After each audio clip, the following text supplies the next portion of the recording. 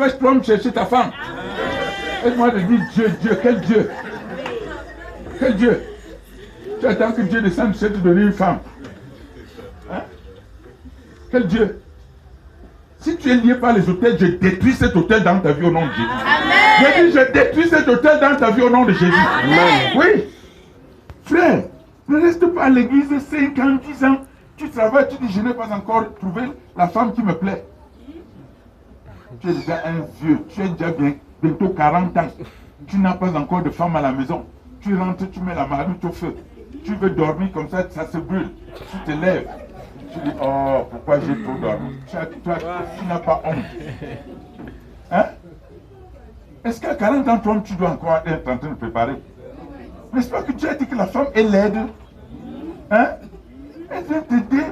Pendant que tu es fatigué, tu es rentré au travail, elle met quelque chose de faire, dit chérie, Coco, repose-toi un peu. Et comme tu as dit que toi, tu es la femme, tu es l'homme, maintenant tu n'arrives pas à manger. Tu accuses Dieu. Dieu n'est pas dedans. Je dis que Dieu n'est pas dedans. Dieu n'est pas dedans. Sors, sors. Sors de ton ignorance. Sors.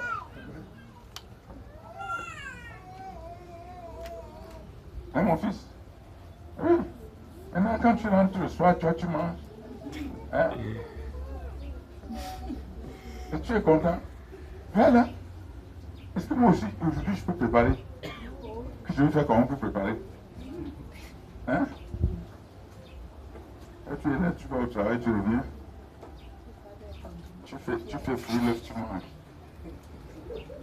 Tu dis à Dieu que c'est toi. Quel Dieu! Quel Dieu! Si dans ta famille, on a dit que tu ne vas pas te marier, je t'enlève cela aujourd'hui au nom de Jésus. Amen. Je t'enlève cela au nom de Jésus. Amen. Ah, comme j'ai seulement parlé aux hommes là, je parle aux femmes là. Papa, l'homme là ne me mérite pas. Ce n'est pas la qualité d'homme là que je veux. Tu as marché avec lui 2 mois, 3 mois, 1 an, 6 ans. Papa, ce n'est pas la qualité là que je veux. Qui t'avait d'abord donné la qualité là? Maintenant, tu cherches une autre qualité. Vous savez pourquoi les gens font cela? Parce que les esprits de réclamation sont autour d'eux pour les éloigner de l'homme. Je vous rappelle, il n'y a jamais un mariage parfait sur la terre. Et il n'y aura jamais. Non, écrivez, je dis qu'il n'y a jamais et il n'y aura jamais un mariage parfait sur la terre. Dans le mariage, on doit savoir se supporter. Je dis qu'on doit savoir se supporter. Nous sommes venus d'horizons divers. Ça veut dire que nous avons des habitudes divergentes. Conséquence, il faut ramener ce type d'habitude ensemble pour dialoguer et voir comment faire pour marcher ensemble. Mais vous voulez un type d'homme qui te met la main au cou, qui te dit chérie Coco tous les jours, chérie Coco tous les jours.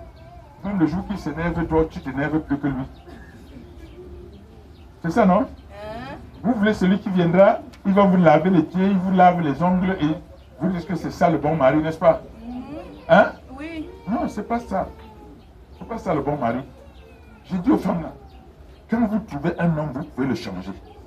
Est-ce que vous savez que la femme change l'homme? Hein? Pourquoi Dieu a dit que celui qui trouve une femme va trouver le bonheur? Parce que lorsqu'une femme est derrière toi, si tu es mal habillé, non, ne mets pas la vie, ne mets pas le vêtement. Change. Non, ta chaussure là n'est pas bien serrée. Non, le lit là, tu vois, il faut qu'on change ceci, il faut qu'on fasse comme ça. La femme est là pour t'apporter des conseils, pour que tu deviennes un homme. Pourquoi vous refusez, vous les femmes là, de faire que l'homme devienne un homme? Non, papa, je ne veux pas aller dans une maison chez qui je vais souffrir. Je vais vous rappeler, souffrir avec un homme pour grandir est très important dans la vie. Ne prenez pas un homme que vous avez trouvé qui a déjà sa richesse. Un jour, il va te demander si c'est toi qui lui as bâti cette richesse-là. Oh. Tu vas pleurer, non? Papa prie pour que l'homme là-même. Toi-même, tu es venu seulement parce que tu as vu la richesse. C'est pourquoi je vous l'avais dit. Ne mettez pas vos yeux dans des choses pareilles. Quand vous voulez un homme, dites à Dieu, Seigneur, transforme-le pour qu'il devienne ce que mon cœur veut. Dieu va le transformer. Mais quand les autres maléfiques luttent contre toi, tu prends Pierre aujourd'hui. Après 1 an, tu prends Paul. Après 3 ans, tu prends Étienne.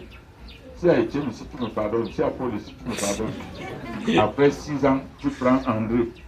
Après 8 ans, tu vas de mariage en mariage et de mariage en mariage, tu finis par rentrer à la maison. Ce n'est pas ça Dieu. C'est pourquoi tous les jours, je vous ai dit, il ne faut pas manquer un seul jour sans détruire l'autel maléfique dans ta vie. Si vous voyez une femme qui change de mari en mari, c'est une femme qui est combattue par les autels maléfiques. C'est une femme qui est combattue par les autels maléfiques. Et pour peu qu'elle trouve une petite égratignure, ça veut dire un petit problème que l'homme a posé, elle est prête à partir. Elle est prête à... Je ne voulais pas un homme comme ça. Je ne voulais pas la calculer comme ça. Je veux un homme sérieux. Je veux un homme qui va m'aimer. Je veux un homme qui va... Il faut aussi que toi-même tu l'aimes. Quand vous allez devant le maire, il dit, vous aimez pourquoi? Vous ne parlez pas. Ça pas encore parti là-bas. Vous voulez seulement que ce soit bien. Dites-moi ce que vous avez vu dans le monde qui est droit comme ça. Même l'église n'est pas droite. Hein. Vous savez que l'église n'est pas droite? Oui. Le fond par lequel on passe le fil là est bombé. Hein? Si vous voyez l'église là n'importe comment. N'est-ce pas? Il n'y a rien de droit dans la vie en dehors de Dieu. Même si on te dit de tracer une ligne droite là, tu vas voir qu'il y a toujours des petites choses qui ne tiennent pas dessus. N'est-ce pas? Cela veut dire, si vous voulez un mariage qui n'est que beau, vous n'allez jamais trouver. Le parfait, c'est seulement dans le ciel. Et tous les hôtels, marie-toi, vis avec ton mari, que ce soit dans le bonheur ou dans la difficulté, vis avec lui. Mais avec Dieu, nous ferons des exploits. Dieu va t'amener à réussir avec lui. Dieu va t'amener à être heureux avec lui. La Bible dit, les légères afflictions présentes nous réservent la gloire future. Si maintenant, il y a un problème dans ta vie, dans ton mariage, sache que le mariage là va finir bien. Le mariage là va finir bien. Ah, vous n'êtes pas d'accord avec nous? Vous n'êtes pas d'accord avec moi? J'ai dit, hein, si dans ton mariage aujourd'hui, l'homme s'énerve souvent, il te pince un peu comme ça. Hein? Le mariage là va finir par ça. L'homme là ne va plus jamais te pincer. Il va t'aimer correctement. C'est vous qui dites que ce sont les vieilles mamies qui font des bonnes choses. Pourquoi vous ne voulez pas vieillir dans votre mariage et voir comment l'homme vous aime bien? Hein? Vous savez quand le mariage est encore à la première année, ce n'est pas l'amour. Hein? Non, ça c'est pas l'amour. Ça ce n'est pas l'amour. On t'amène partout, on se promène avec toi, ça c'est pas l'amour. C'est quand vous vieillissez à l'intérieur que tu vas sentir que mon mari m'aime, oui, il m'aime. Quand il reste devant toi, il regarde tes joues, il regarde tes lèvres, il regarde tes yeux, il vient un peu, il balance sa main sur ta tête. Pendant qu'il est en train de vieillir, c'est là où tu sens que le mariage est devenu bon. Mais quand vous êtes encore à 10 ans, 2 ans, là, ça c'est rien. Vous n'êtes pas d'accord? Hein? Non, attendez.